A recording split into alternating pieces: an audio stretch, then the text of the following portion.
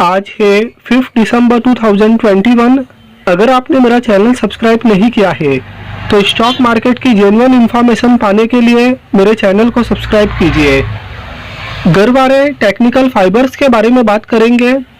Long term investment के लिए एक बेहतरीन स्टॉक लगता है। इस स्टॉक ने अब तक बहुत अच्छे रिटर्न दिए हैं और इस स्टॉक में आगे बहुत अच्छे रिटर्न देने का बहुत ही अच्छा पोटेंशियल है।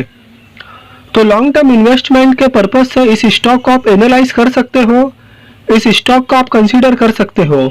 तो सबसे पहले हम इस बात को समझेंगे कि कंपनी का जो बिजनेस मॉडल है वो बिजनेस मॉडल किस तरह का है। तो जब आप गरवारे टेक्निकल फाइबर्स के बिजनेस प्रोफाइल में जाओगे गूगल पर सर्च करते हुए और जब आप नीचे स्क्रॉल करोगे तो यहाँ पर आपको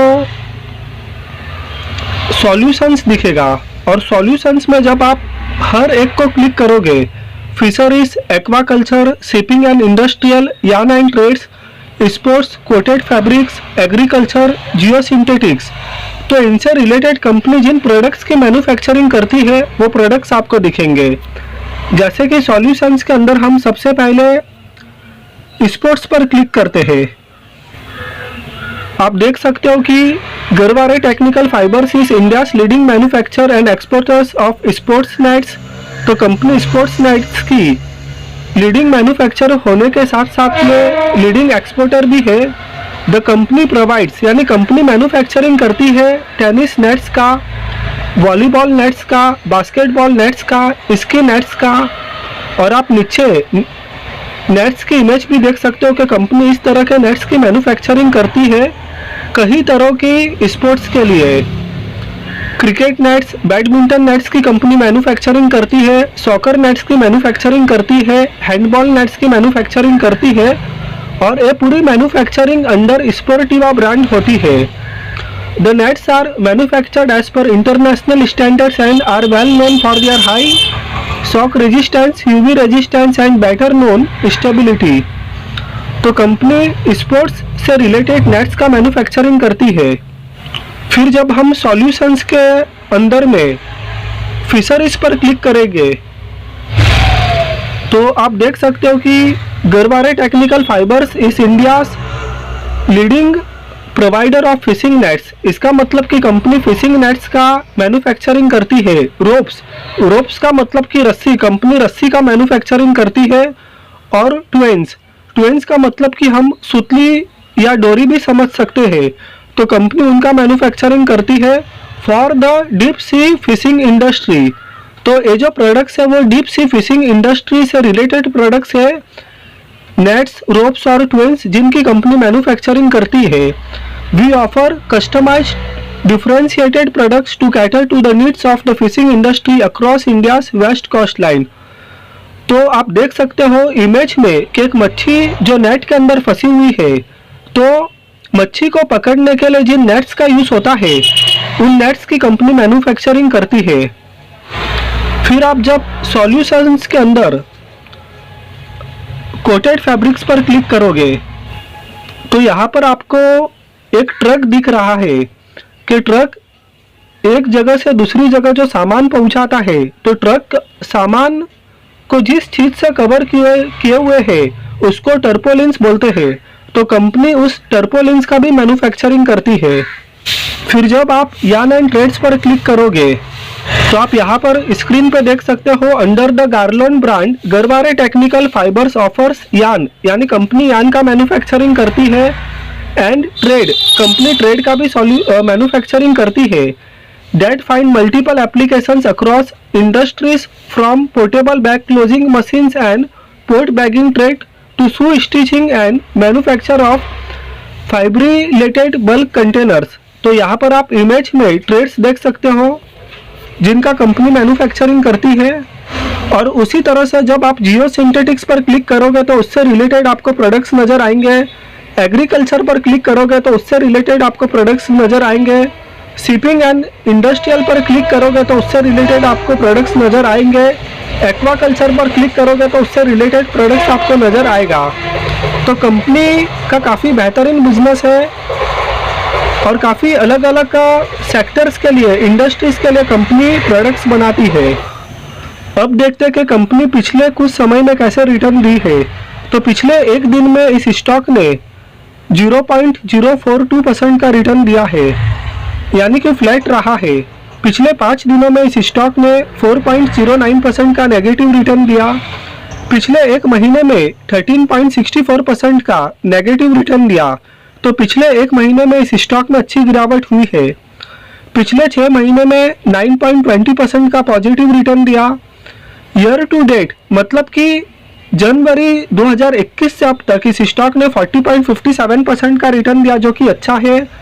पिछले एक साल में इस स्टॉक ने 48.36% का रिटर्न दिया, जो कि अच्छा है। और पिछले 5 सालों में इस स्टॉक ने 405.40% का रिटर्न दिया, जो कि अच्छा है। और ऑल टाइम इस स्टॉक ने 4001.59% का रिटर्न दिया, जो कि काफ़ी बेहतरीन है। इस स्टॉक की रिटर्न की प्रोफाइल काफ़ी बेहतरीन है। किसी भी स्टॉक के अंदर बहुत सारे पैरामीटर्स देखने होते हैं, तो बैलेंस शीट भी एक बहुत ही इम्पोर्टेंट रोल प्ले करता है। तो यहाँ पर total reserves and surplus 820.74 crore, पहले 627 करोड़ था, उसके बाद में 751 करोड़ और अब 820 करोड़। तो टोटल रिजर्व्स एंड सरप्लस पहले के कंपेयर में काफ़ी अच्छे हैं। और लॉन्ग टर्म बोरोइंग्स यानी कि जो लंबी दूरी का कर्ज है वो कंपनी पर बिल्कुल भी नहीं है, जो कि बहुत अच्छी बात है। उसके अलावा शॉर्ट टर्म बोरोइंग्स 96.92 करोड़, पहले 107 करोड़ था, उसके बाद में 100 करोड़ और उसके बाद में अब 96 करोड़। तो शॉर्ट टर्म बोरोइंग्स भी पहले के कंपेयर में कम होते हुए। उसके अलावा cash and cash equivalence 54.65 crore, तो पहले 11 करोड़ था, उसके बाद में 26 करोड़ और अब 54 करोड़। तो कंपनी के पास में पहले के कंपेयर में कैश भी अच्छे हैं।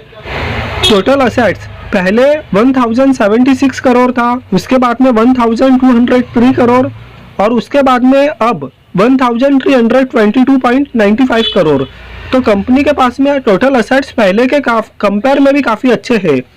तो बैलेंस शीट के ऊपर कंपनी की स्थिति काफ़ी अच्छी नज़र आती है कि कंपनी के ऊपर लंबी दूरी का कर्ज कुछ भी नहीं है।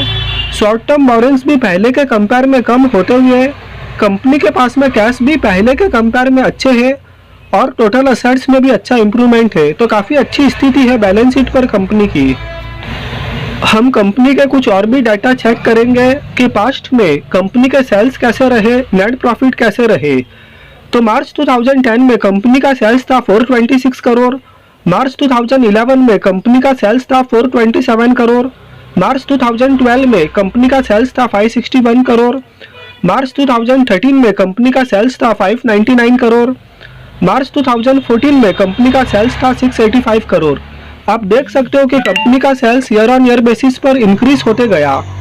मार्च 2015 में 782 करोड़, मार्च 2016 में 825 करोड़, मार्च 2017 में 846 करोड़, मार्च 2018 में 885 करोड़, मार्च 2019 में 1018 करोड़, मार्च 2020 में 945 करोड़, मार्च 2021 में 1017 करोड़।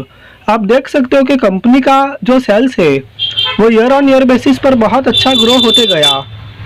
और उसी तरह से जब हम इसका नेट प्रॉफिट देखते हैं, मार्च 2010 में 19 करोड़, मार्च 2011 में 24 करोड़, मार्च 2012 में 24 करोड़, मार्च 2013 में 25 करोड़, फिर आगे के सालों में 27 करोड़, 43 करोड़, 62 करोड़, 84 करोड़।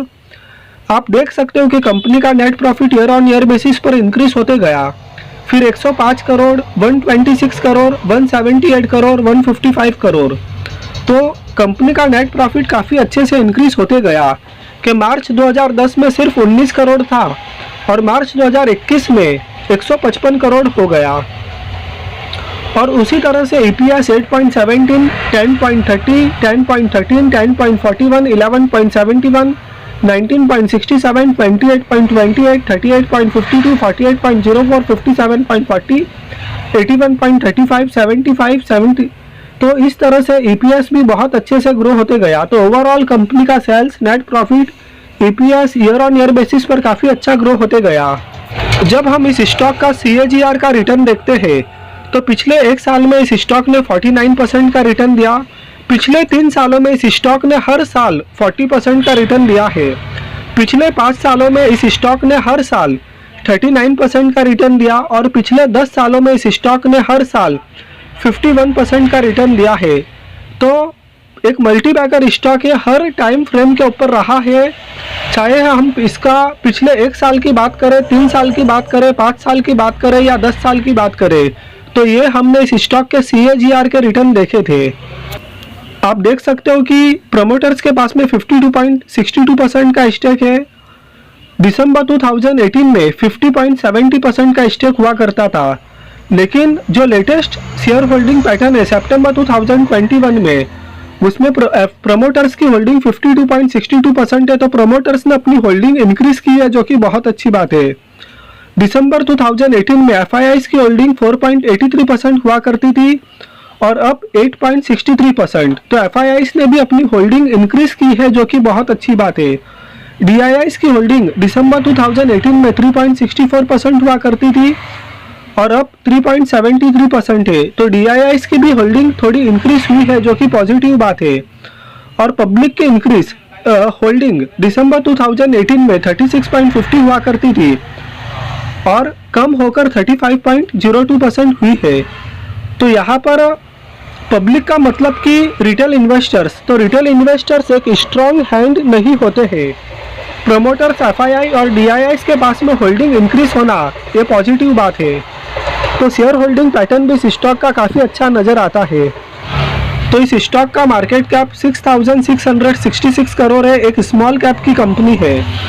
इस स्टॉक का करंट प्राइस 3,233 है का है, 52 वीक हाई 4,033 का है। तो ये स्टॉक अपने हाई से ऑलमोस्ट 800 रुपया नीचे है, यानी 20% के डिस्काउंट पर एक क्वालिटी स्टॉक अवेलेबल है। प्राइस टू अर्निंग रेशियो 41.70 का है, बुक वैल्यू 440 का है, डिविडेंड यील्ड 0.08% का है, रिटर्न ऑन कैपिटल एम्प्लॉयड 23% का है, जो कि बहुत अच्छा माना जाता है। रिटर्न ऑन इक्विटी 18.70% का है, जो कि अच्छा माना जाता है। फेस वैल्यू 10 रुपये का है।